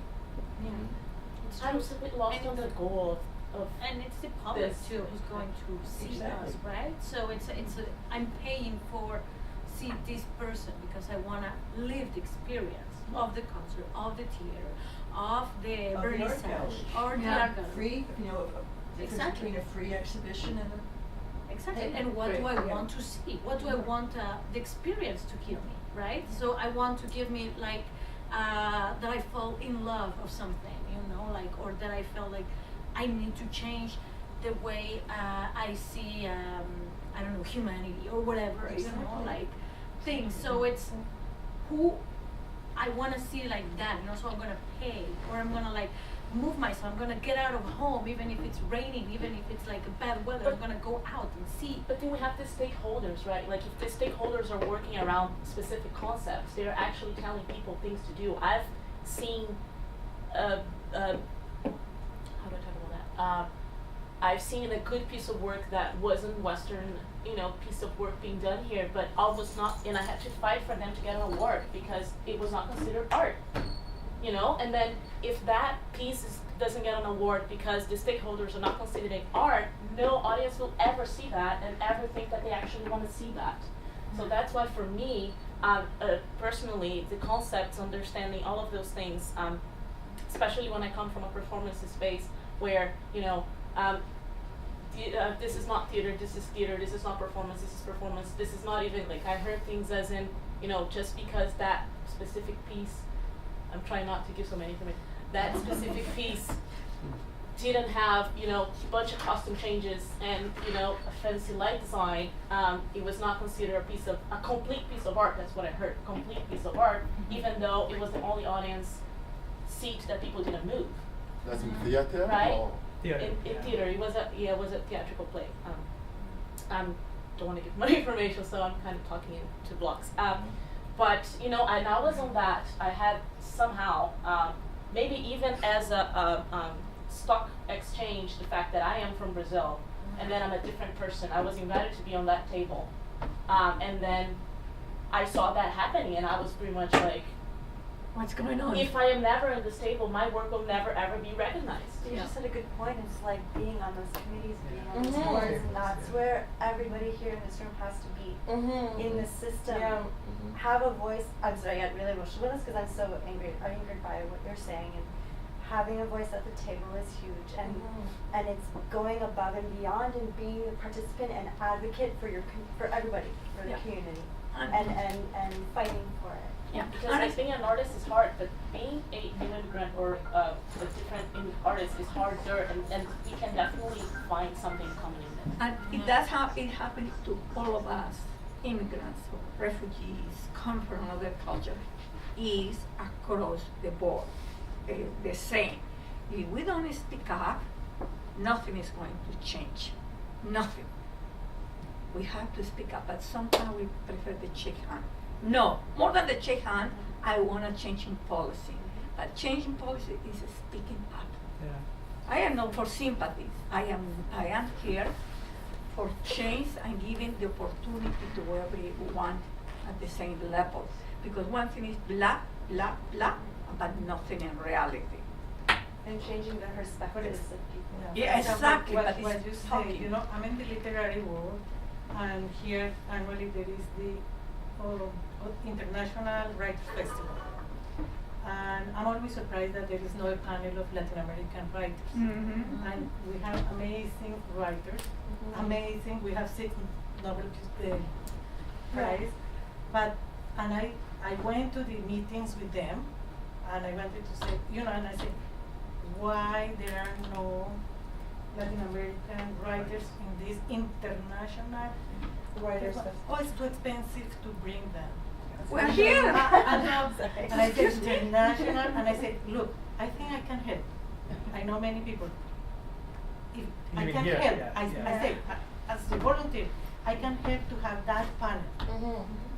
No. They tell you. Well, but the same happened in music. With world music. I mean, the major 2 players in the city who are Blues Fest and Ottawa Jazz Fest, they are not interested in having world music. They don't. They are not. They just say clearly, like, I'm sorry. I mean, Blues Fest now is out of control because they are only more like a commercial, and it's all about big names and just selling tickets. So nothing that it sounds different or ethnic. No, because what is going to bring that? I mean, we all can do what we could do. I mean, you were in a fortunate seat that you were able to make a difference. So that's all we could do. I mean, from whatever position we are, we can make a difference. We just can make it, and by doing, I think, because I've never been discouraged by police or anything. Nothing stopped me. I keep doing what I'm doing, and keep applying and keep trying and keep making it happen. Because that's the only way. Again, I find that I from the artists I represent, they always have a commitment on educating audiences. Because again, here in Ottawa, there's not a lot of reference in arts in general. Yeah. I mean, it's very hard. Even appreciation. When you put on a show or you put an act that is artistic, it's very hard to get people to get audience. I don't know what happened in theater, but even in music, it's very hard. You have to always have an element to attract audience. I don't know, always work with a marketing team or work with a designer, make it very attractive to make people intrigued. Because people won't pay tickets unless they know someone, or you go to a bar and if you see a guitar, sometimes I just feel bad because here in Ottawa you have to understand the entertainment, what they feel entertainment is more like a pop culture. They go to a pub, they drink, they get drunk, and they just have fun. And they watch, and also look at it, in all the bars they will have a big TV where they show sports, because sports is what is more important here than arts. Arts program, I mean, if they encourage more arts programs for children, they can incite that arts appreciation, but they don't. Sport is more important. You go to a lot of places where now they have live music, and you will see a poor guy with a guitar trying to sing, and people are like, shh, down, let me watch the game. I mean, they don't care about music. They don't really, it's about. I'm sorry, so, I disagree. Okay. People like music here. Really?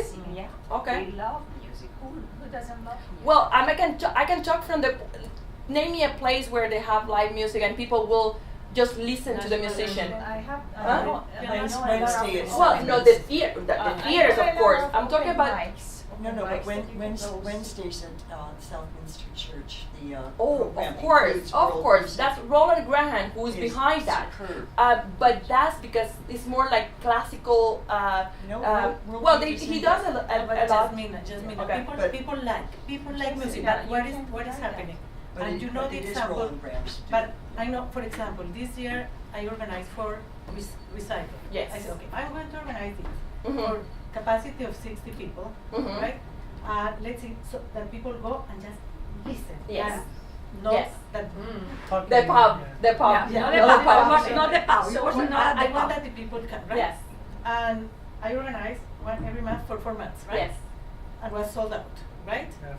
And I was really surprised that how many musicians started to call because they wanted to be in that setting.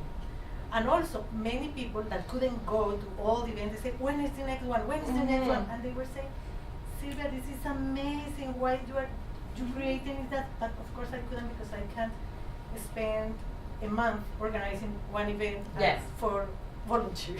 Yeah. So the experiment was good, and yes, Jasmine, people like music, but you have to keep, and we need to network. Well, and maybe I didn't hear promotion the, and- wait a minute, I didn't say it because I also organize shows, as you know, and I do it in more, that's what I choose, the venues I choose, because it's intended to go just to listen music, so it won't be in those creative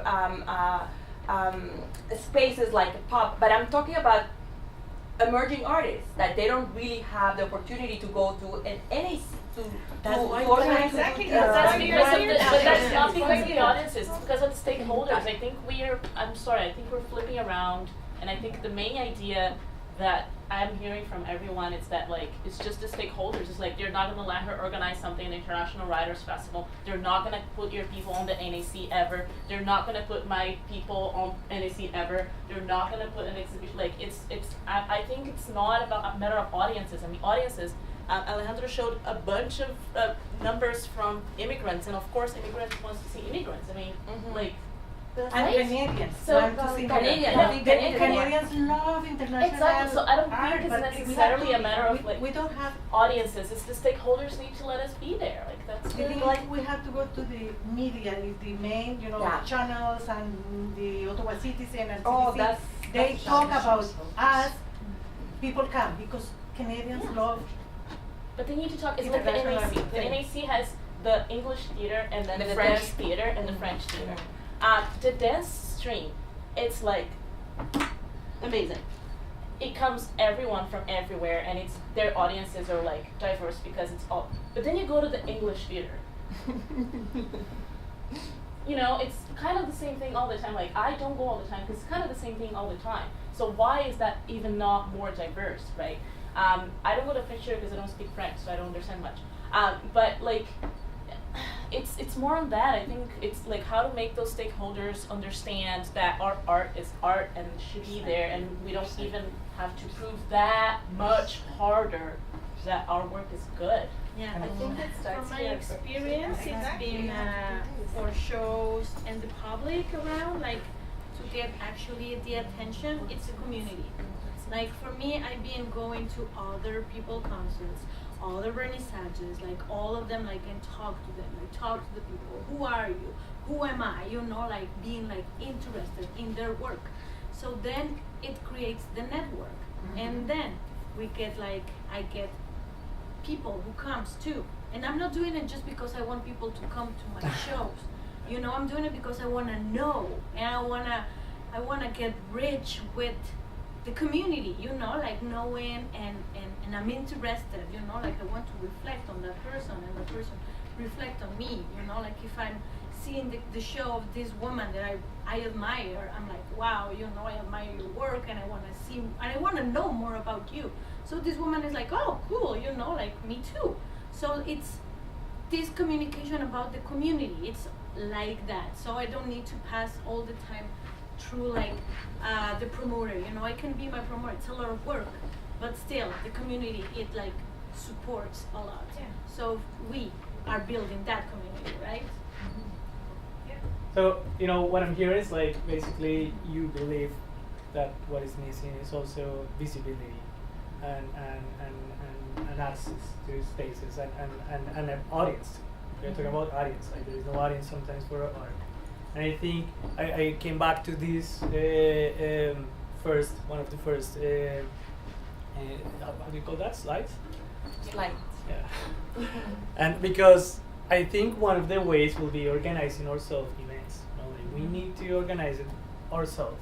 And as Sylvia was saying, you know, like she organized this recitals, and then people was coming. I think people want to see that. You know, And it's the only way you can, or we can find funds. Funding, For this. And this is why we found, Yeah. we were able to get funding for the Coalition of Young Canadians, because we were creating art exhibitions, concerts, everything. So and the money started to come and come and come. And talking about money. When there was a lot of money, there was the problem. Too much. Those who didn't work for that, those who didn't work for the money, create the problem. No, the board.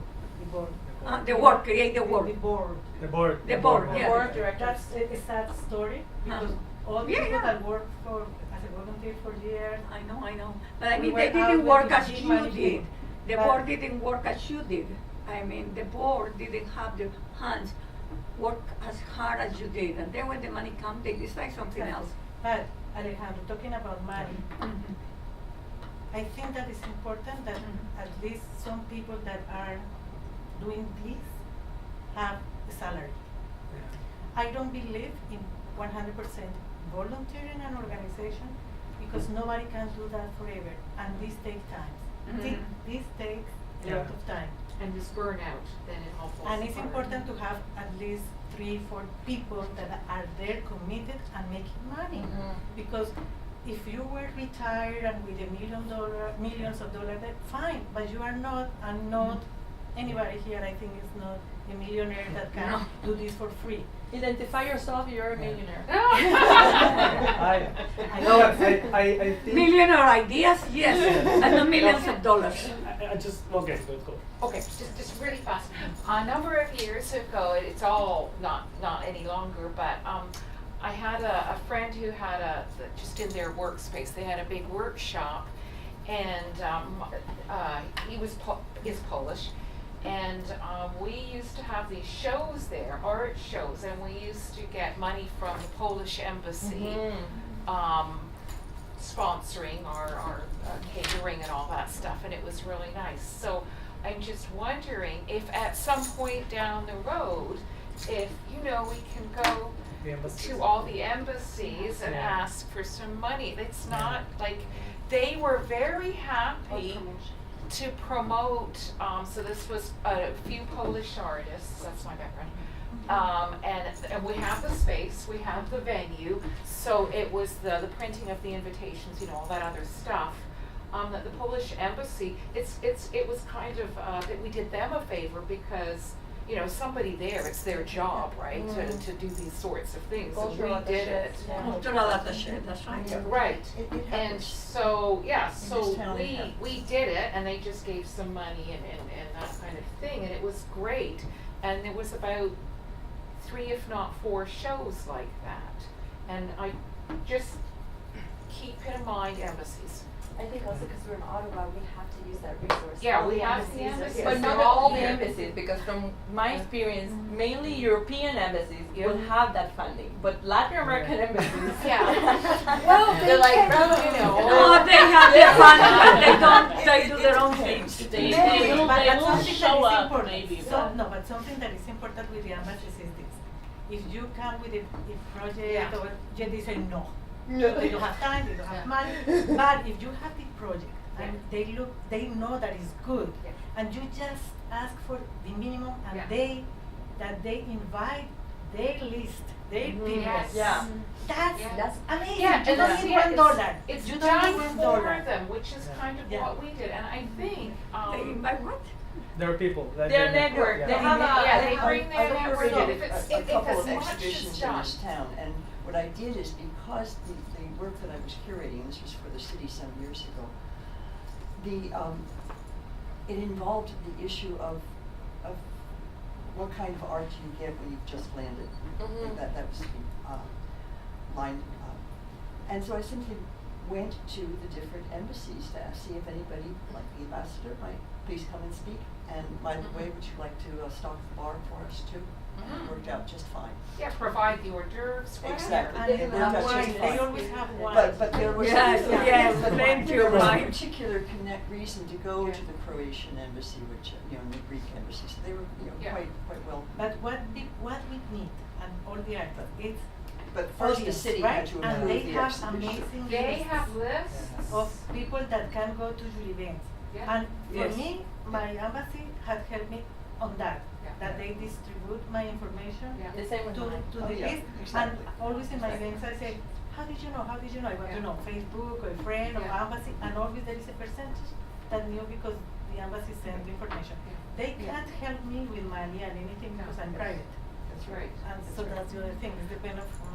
And it also, we can say, right, global harmony. Get these embassies working together. They like to network with each other. Yeah, too. like So it's they a do each other good, it's a favors. win, it's for like the ethnicities, backgrounds, whatever that are represented by a group such as this and whoever isn't here. And then take it, there, done. Thank you. Okay, I think we're ending this meeting soon, but I just want to try to January. calculate all that happened. And I think what we know now is that there are similar interests and also different interests too. One of the things that I have really clear now is that we need to frame everything from discipline. I think each discipline has different difficulties and different paths and different access. But also I think something that we should do together is trying to create festivals. So each of us can show the art regardless the discipline, and then we can start creating an audience and start growing from there. So the first thing that I'm going to do is next Wednesday I have a meeting with the people of the Fringe Festival, which they offer their space. And checking the dates, and then I can go back to you and see who's interested in creating a committee and organizing a festival. And where is there, do you know? It's in the Arts arts court. court. Arts court. Yeah. That what I say, I don't do for us because most of us here we are artists. It will be good wherever we want to do if we want to attract audience. I know now Ontario Art Concert, Canada Art Concert, they give a lot of money for the people for the diffuser, people who NAC, they give them money to attract audience, to pay artists, Checkman Center, MIFO, everything, because they realize that audience, how Canadian artists, because we are Canadian artists now, they call us like that, we are Canadian artists, how Canadian artists can engage with audience, how people who have the space can bring more audience to help artists build their audience. But I think to not do the same thing, because I've been in a lot of meetings like that a lot. I'm tired, to not do the same thing, We need to think how to build a team to help artists, people in our community who journalists, communication, marketing, staff. Find that kind of people and bring them we are all artists. How together we can work. Because one of the big things is teams. How you can give value to your art. And there's people who have that knowledge, who want to help, but we don't fund them. Just us artists together. If we want to be efficient. And it's the same thing I think you see in Ottawa and stuff, For example, in Ottawa, in Canada, if you're an artist, you don't know how to get grant, you can do art. it's impossible. If you want to pay your house and stuff, for me now, I've been a little bit successful. I have almost $5,000 now for music. That helped me to do album, to do tour, to do festival. But if you don't have that, you can't produce album. It's so difficult to do tour, to do anything, because the money you get, you work like that is for your rent, for your have to keep, you know, family to eat, you know. But if you want to produce a professional album, like I have $15,000 to produce my album, I go to the studio, I pay everybody, I do stuff and stuff. But if you don't have that money, but that's the key, and there's a lot of million of dollars in Canada to help artists. Then that kind of idea to not do the same thing, like we say, intermediary dependency and stuff, like bring people to the right path. Like how, you know, you're an artist, we have a team to help you to develop your stuff, and we are all immigrant and stuff, you know.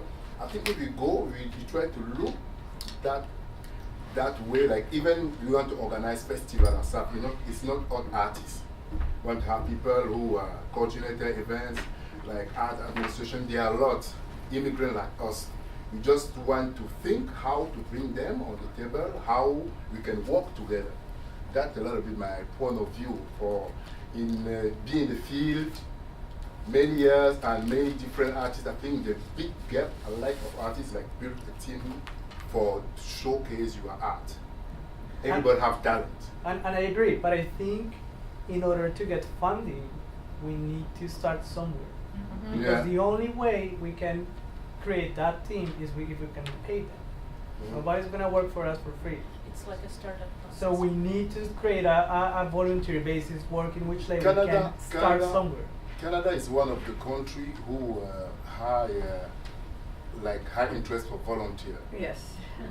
Like volunteer is something, it's obligation in Canada. Like some, yes. There's some enterprise, like some organization. They have like CEO in marketing. The first he's supposed to do, like it's obligation for him to do volunteer. Imagine like we have like big company, big enterprise who do like communication and stuff. In some white immigrant day, we apply something, we say, hey, we need to, if we think a little bit like that, how to bring people who have expertise to help us to really showcase, because we are a little bit vulnerable because people don't know our art. You know, it's show people. That's the key thing, like how to show your art. That way there's a lot of meeting, a lot of conference, a lot of stuff. It's just show, like how artists have to create my art, how to bring people to see my art. That's the key thing. But we can do the festival, but like a really, really good one. No fun. Another one, Yeah. you know, the one. Yeah. Mm-hmm. And bring thousands of people, and all the artists can showcase. So we can have like a art exhibition and some pieces of theater and some little concerts and cinema and a book fair, but like something that is really good, like no. And I think we have to avoid the thing that we see everywhere, like the folkloric dances. Yeah. Sorry, but it's not. I love them, but it's but not the but point. it's not. It's art, you know. Yeah. It's Yeah, art. it's another part. That's other thing. Professional. Usually when people say festival, Professional. That's the thing, That's the because thing. it's And- not, yeah, no. because Professional, again, no. But there are it's folk very art hard. dances that It's are very hard professional. because, for example, I know there's a Latin American festival that Yeah. do the, like it's very hard. It's very hard, and I'm telling you also from organizer point of view. Yeah. They organize it, and they also have very limited resources, and they're only looking for volunteering. Yeah. People who come and perform, so it's very hard. At the Latin American festival, Yeah. that's why they only get the folkloric dances through, because they're all volunteer based. so they started like that for them, for the people that organize that. That's They started like that, but That's also they the get point funding I from was the thinking city. about It's the not Multicultural. Yes, but the funding they get is very little. We Because will- only when you do a festival of that, imagine you only have to spend only on having the police $10,000, right but there. the vision they had from the beginning were that. the Yeah, folkloric so that's dances. a So different it's another conversation. It's Yeah. another vision. but that's what I'm saying. It's very hard, but because then you have to have people who create, someone who will say, okay, this artist is ready to exhibit, or this artist is not ready yet. So you need to have people who are creators in the arts, in visual art, people who also create a little bit of the programming to make sure they distinguish, okay, this is not, even if I don't like it, this is good. This is good, yeah. It's not about, because that's what happened here with a lot of festivals. They are artistic directors, but they only program what they like. Yeah. Know what the audience should be. Some access too. Yeah, so it's very hard in all the disciplines. So it's very, and also very challenging to put something that include all the disciplines as well, because again, you need to have like a lead in every discipline. So it's kind of challenging, but very it's challenging. probably the thing that we have to do. Yeah. I think that's absolutely. where we need to go, and I already applied for several grants. Mm-hmm. I didn't say anything because, you know, if you don't get it, then it was like, no, nothing happened. Yeah. But you know, like, apply we get, one is one thing and get it is other. Yeah. But we started with this one, and I applied for $30,000 with other 2 grants for festivals. But then I think Let we me should tell also you, for a festival, the minimum you need is 50,000. Yeah, but I think if we start with like a festival of 1 Because day, I've been 2 trying days, to put together a world music festival for 4 years now, Yeah. and it's a long process. Yeah, and I'm sure, but I think we, for example, we can use the spaces that are not charging. Mm-hmm. Have you been offered free spaces? No, but it's We not. were- It's we not. were It's not offered only free about. spaces. It's not only about the spaces, because when you bring a festival, you need to prove that you only. I mean, you apply for grants because you need some funding, but you also need to prove that you're generating some revenue. That you are not only in the position like, okay, give me and I will make it for free. So you have to prove that you're also generating revenue, and you're gonna do that. If you want to make it accessible and free to people, how are you gonna do that? I can show you my application. Okay. Because I thought that part, and it was through partnerships, and I got some partnership with some people. that were interested. Or a private sponsor come forward and say, okay, I'm willing to pay for production, because even for example, just music, just production is very expensive. To have like to put on a stage and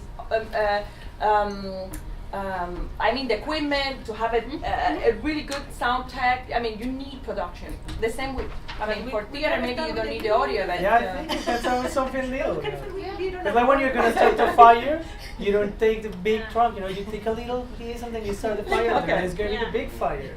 But yeah, it needs to be something small, and then we grow from there. I think the start is good with the 2 places that you find, and we can start with those. Yeah. We can't go big all of a sudden. We have to start. National art. Yeah, I like your idea. You are doing great by finding those places that we can go and start, and then we see if we Yeah, can. exactly. Well, and Fringe doesn't have that big an audience space anyway, so therefore that's already a yeah, that's perfect.